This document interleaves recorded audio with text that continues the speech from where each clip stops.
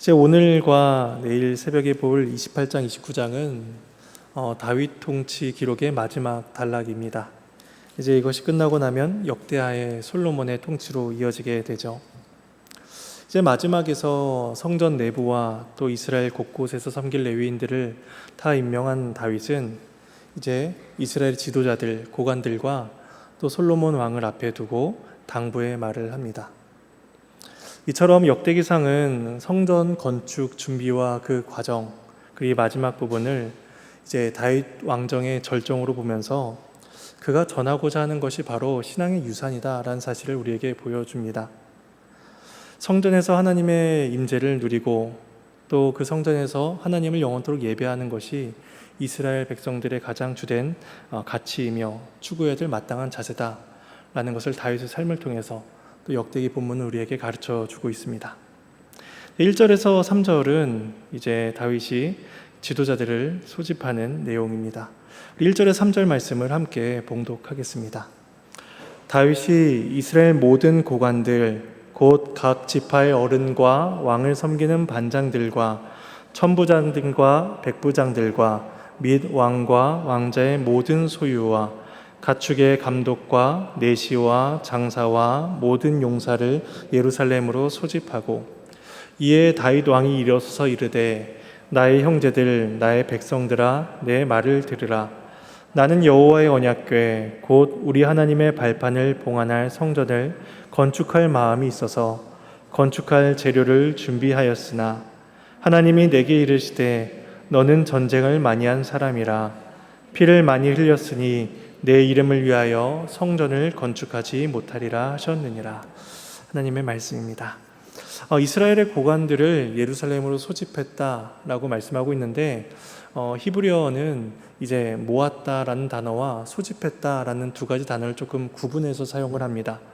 그래서 앞서 23장 2절에서 다윗이 레위인들을 모으는 장면이 나오고 있는데 그때 모으다는 이제 멀리 떨어져 있는 사람들을 이렇게 한 대로 모으는 것을 의미한다면 본문에서 소집했다라는 단어는 보통 거룩한 집회를 위해서 하나님 앞에 모일 때에 사용하는 단어를 가리킵니다. 지금 다윗은 단순히 행정적인 업무를 위해서 이스라엘 지도자들을 부르고 있는 것이 아니라 하나님의 백성들이 하나님 앞에서 기억하고 지켜야 될 것이 무엇인가 그것을 당부하기 위해서 그들을 하나님 앞으로 모으고 있는 것입니다. 그래서 1절에서 언급된 여러 형태의 고관들이 있는데 이 사람들은 앞서 27장 그리고 11장 여기에서 언급된 사람들입니다. 다윗은 그들에게 성전 건축의 경위를 이제 설명하기 시작하는데 먼저는 자신에게 하나님께서 성전 건축을 금하셨다라는 것으로 말을 시작합니다. 다윗은 성전을 건축할 마음을 품고 또 그것을 준비했습니다. 신명기 12장에서 이스라엘 백성들이 가나안 땅에 들어오기 전에 하나님께서 이미 모세를 통해서 가나안 땅에 하나님의 이름을 두실 곳 성전을 두겠다라는 약속을 이미 주셨습니다. 그런 점에서 다윗이 그 하나님의 이름이 놓여질 그곳을 바라고 또 그것을 짓고자 했던 그 마음이 생기는 것은 어떻게 보면 당연한 열망이었을 것입니다. 그리고 이것을 위해서 하나님께서는 다윗을 통해 이스라엘의 대적들을 물리치셨고 또 이스라엘의 평화와 안식을 허락하셨습니다. 근데 중요한 것은 다윗의 역할은 거기까지였다는 것입니다. 적들의 피를 많이 흘려서라도 이스라엘의 평화와 안식을 가져오는 것이 다윗이 해야 하는 역할이었고 또 다윗이 거기까지만 해야 하는 자신이 감당해야 하는 역할이었습니다. 누군가는 왕으로서 충분한 권세도 있고 또 능력도 있으니 성전을 짓고자 그가 강행을 했어도 좋았겠다, 강행하지 않았겠느냐 그렇게 생각하는 사람들도 있었겠지만 다윗은 거기서 멈추고 하나님의 뜻에 순종을 합니다. 인간은 누구나 하나님께 받은 소명이 있고 또 자신에게 주어진 한계가 있다는 것입니다. 누군가는 전쟁을 해야 되고 누군가는 성전을 지어야 하며 누군가는 또 손의 역할을 해야 하고 누군가는 발의 역할을 해야 하는 것입니다. 사람들은 다 자신의 한계 속에서 하나님께서 주신 그 범위, 역량을 인정해야 하는 것을 자신은 기억해야 하고 그 가운데에서 하나님께서 자신에게 주신 직무에 대해 충성되고 열심히 감당할 뿐인 것입니다. 이렇게 자신의 한계와 상황을 인정하며 이제 하나님의 말씀을 받는 다윗은 이제 하나님께서 솔로몬을 이스라엘의 왕으로 세우셨고 그를 통해서 그 성전 건축을 이어가실 것이다 라는 사실을 밝힙니다. 4절에서 7절 말씀을 함께 또 봉독하겠습니다. 그러나 이스라엘 하나님 여호와께서 전에 나를 내 부친의 온 집에서 택하여 영원히 이스라엘 왕이 되게 하셨나니 곧 하나님이 유다 지파를 택하사 머리를 삼으시고 유다의 가문에서 내 부친의 집을 택하시고 내 부친의 아들 중에서 나를 기뻐하사 온 이스라엘의 왕을 삼으셨느니라. 여호와께서 내게 여러 아들을 주시고 그 모든 아들 중에서 내 아들 솔로몬을 택하사 여호와의 나라 왕위에 앉혀 이스라엘을 다스리게 하려 하실세.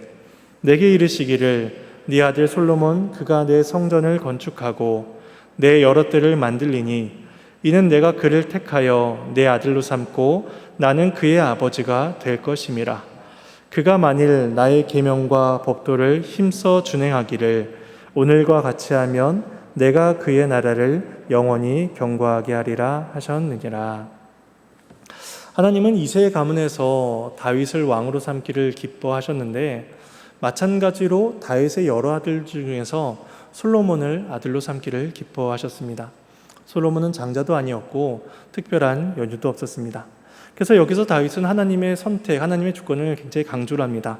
그래서 4절에서는 다윗 자신을 향해서 말을 할 때 하나님께서 택하셨다라는 동사를 반복해서 사용하고 있고 또 마찬가지로 솔로몬에 대해서도 5절, 6절, 또 10절에서도 택하여, 택하셨다라는 말을 반복해서 사용합니다. 그러니까 이스라엘의 왕이 된 것, 솔로몬이 하나님의 아들로서 불림을 받게 된 것, 그가 성전을 건축하게 된 것, 모두가 다 이 하나님의 선택하심에서 비롯된다라는 것입니다.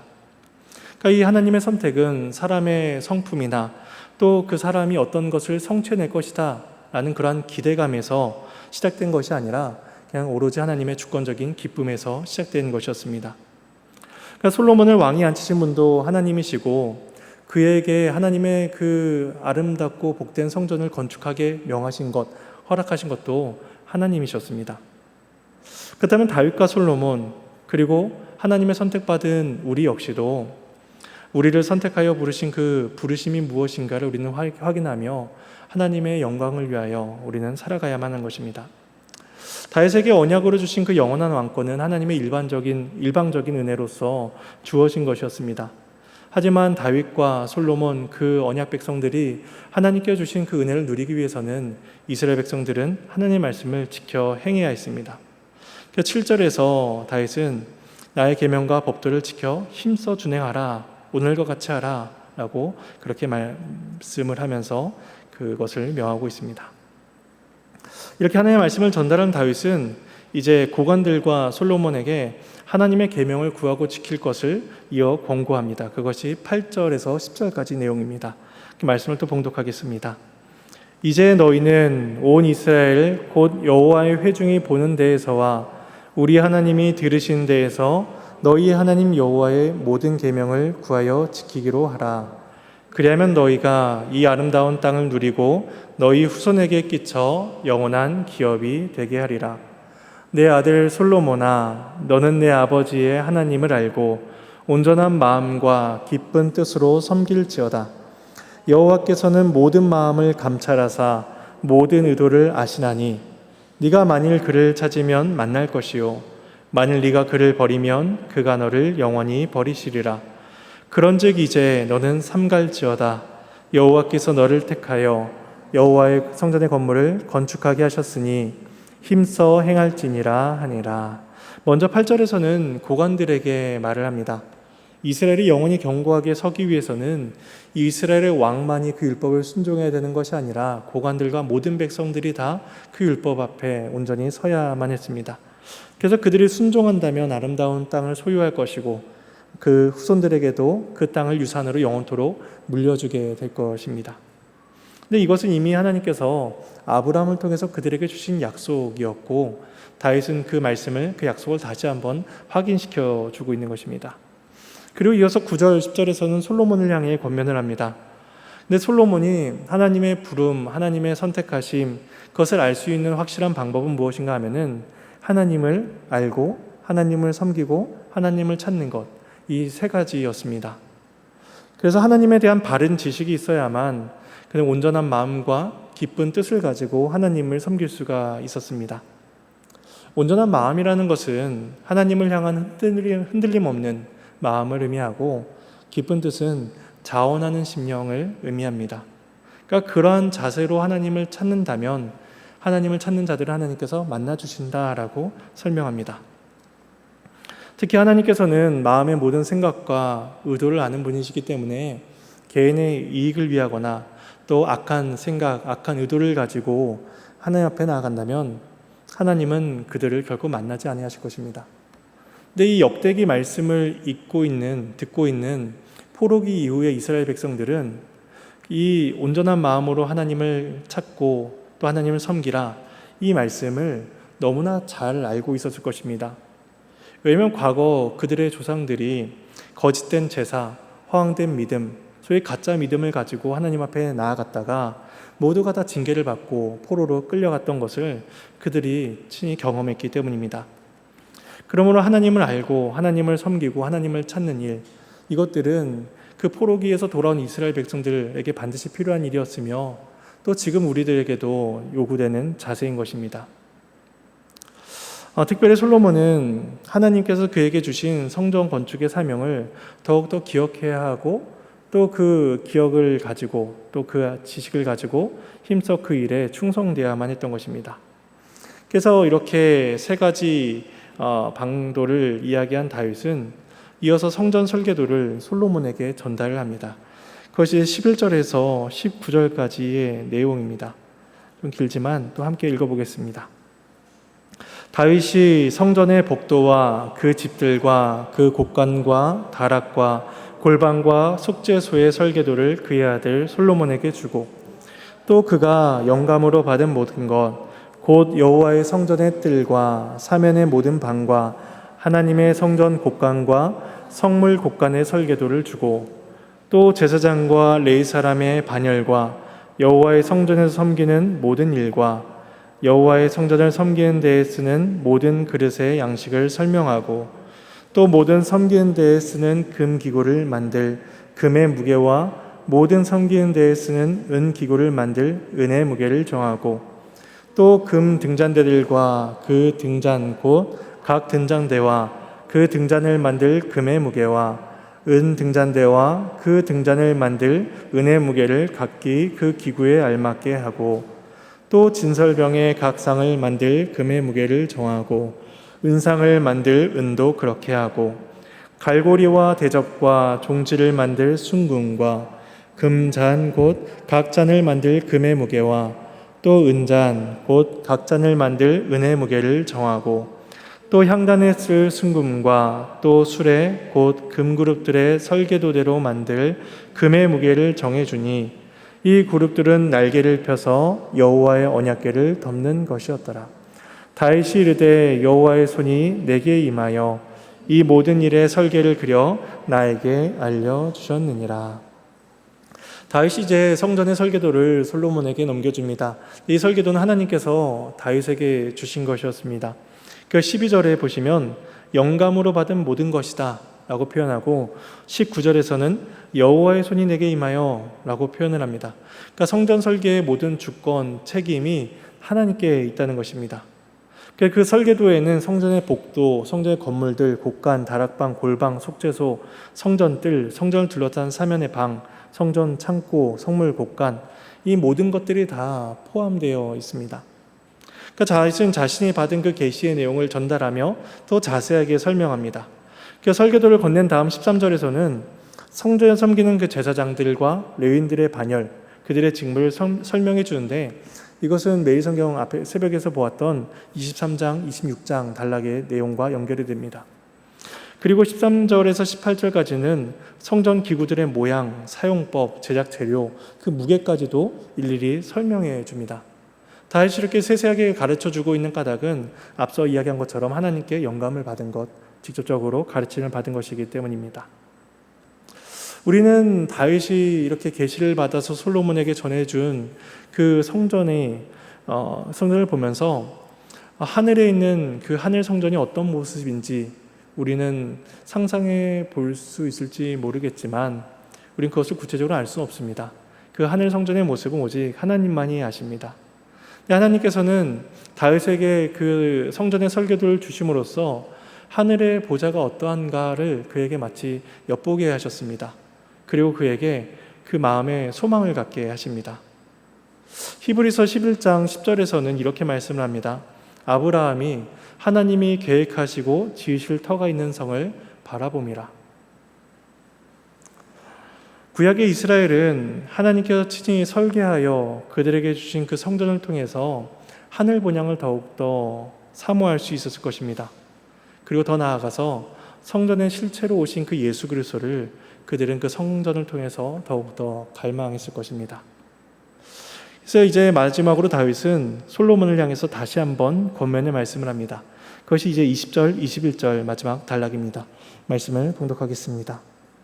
또 그의 아들 솔로몬에게 이르되 너는 강하고 담대하게 이 일을 행하라. 두려워하지 말며 놀라지 말라. 네가 여호와의 성전 공사의 모든 일을 마치기까지 여호와 하나님 나의 하나님이 너와 함께 계시사 내게서 떠나지 아니하시고 너를 버리지 아니하시리라. 제사장과 레위 사람의 반이 있으니 하나님의 성전의 모든 공사를 도울 것이요 또 그 모든 공사에 유능한 기술자가 기쁜 마음으로 너와 함께 할 것이요 또 모든 지휘관과 백성이 내 명령 아래에 있으리라. 네, 하나님의 말씀입니다.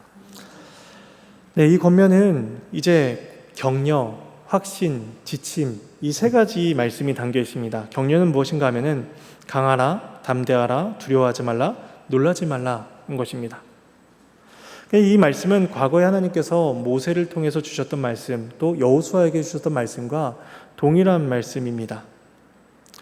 그래서 솔로몬은 그 과거에 하나님께서 그 조상들에게 주셨던 말씀, 또 그 신실하심을 동일하게 받고 있으며 그것을 기억하면서 자신에게 주어진 사명을 감당해야 했던 것이죠. 그리고 이어지는 하나님에 대한 그 도우심에 대한 확신은 이 말씀 속에서 나타납니다. 하나님 나의 하나님이 너와 함께 계시사 떠나지 아니하시고 버리지 아니하실 것이다. 하나님의 성전 건축이라는 거대한 사명 앞에서 하나님이 함께 하실 것이다, 떠나지 않고 영원토록 함께 하실 것이다 라는 그 약속 자체가 솔로몬에게 큰 용기와 확신, 위로를 주었을 것입니다. 그리고 이제 지침은 임무 수행을 어떻게 할 것인가, 누구와 함께 할 것인가인데 그것은 공사의 모든 일을 마치기까지 그리고 종교 제사장들과 레위인, 유능한 기술자들이 함께 할 것이다 라는 그 21절 말씀 속에서 확인할 수가 있습니다. 그러니까 이 종교 지도자들, 숙련된 기술자들, 고관들, 백성들 모두가 솔로몬과 마음을 합하여 그 성전을 짓는 일에 함께 할 것이니 그들과 함께 그것을 감당하라 말씀하십니다. 이러한 성전 건축의 과정 가운데 솔로몬과 모든 백성들은 이스라엘의 하나님이 진정한 왕이시며 또 그 말씀에 순종해야 된다는 사실을 늘 상기했을 것입니다. 이제 말씀을 정리하겠습니다. 하나님은 성전을 통해서 이스라엘에게 안식의 복을 경험하게 하시고 또 하나님과 이스라엘이 교통하는 복이 무엇인가를 알게 하십니다. 그래서 이스라엘은 성전에서 하나님을 찾고 또 하나님을 만나며 하나님을 알아갈 수가 있었습니다. 다윗이 솔로몬에게 찾으라 라고 명령한 까닭은 하나님께서는 찾는 자들을 만나주시기 때문입니다. 근데 이 일은 지금 이 땅의 교회를 통해서 우리에게 이루어지고 있습니다. 우리는 이 땅의 교회, 특별히 예배를 통해서 하나님을 찾습니다. 그리고 하나님을 만나고 하나님을 알아가고 하나님을 섬기는 일들을 우리는 계속해서 해 나가고 있는 것입니다. 그러한 과정 가운데 우리는 하나님께서 우리에게 주신 말씀을 늘 기억해야 할 것입니다. 하나님은 우리에게 말씀 속에서 격려하시며 확신을 주시고 우리가 지켜야 될 지침이 무엇인가를 계속해서 가르쳐 주십니다. 우리는 주 앞에서 모이는 모든 시간과 과정 속에서 또 성도들과의 모임 속에서 하나님께서 우리에게 주신 그 목적과 이유가 무엇인가, 또 우리가 어떻게 나아가는 것이 이 땅에 교회를 세우신 바른 목적인가, 우리는 늘 그것을 기억하면서 나아가야 할 것입니다. 우리의 모든 예배 가운데 또 신앙생활 가정 가운데 하나님을 찾고 만나고 또 하나님께 주신 그 복을 누리는 저 여러분의 삶이 되기를 소망합니다.